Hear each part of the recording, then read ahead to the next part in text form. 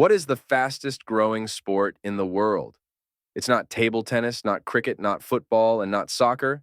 It's pickleball. So here's everything you need to know about pickleball.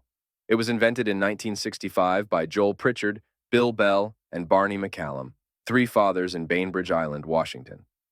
Little did they know its popularity would skyrocket some 60 years later.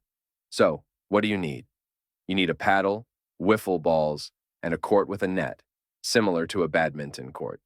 Here are the rules. It is a simple game that is a mix between table tennis and tennis with three main rules. 1. You serve diagonally from baseline into opposite box. 2. The double bounce rule. 3. You can't go in the kitchen. As you can see, the play serves underarm diagonally across into the opposite box. The double bounce rule simply means you must let the ball bounce twice before you can start volleying during a rally. The kitchen or no volley zone is the space surrounding the net. You can't go in the kitchen unless the ball hits the ground first. What about scoring? Similar to badminton, it is first to 11, and you must win by 2. You only score points on your serve.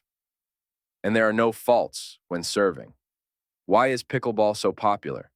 It is easily accessible for all ages, simple, skill-based, not fitness-based, and fun. So, what's with the name? There are several theories. It is named after the founder's dog who would chase the balls. Thanks for watching. We hope you now know everything you need to about pickleball. Give it a go today, and don't forget to like and subscribe.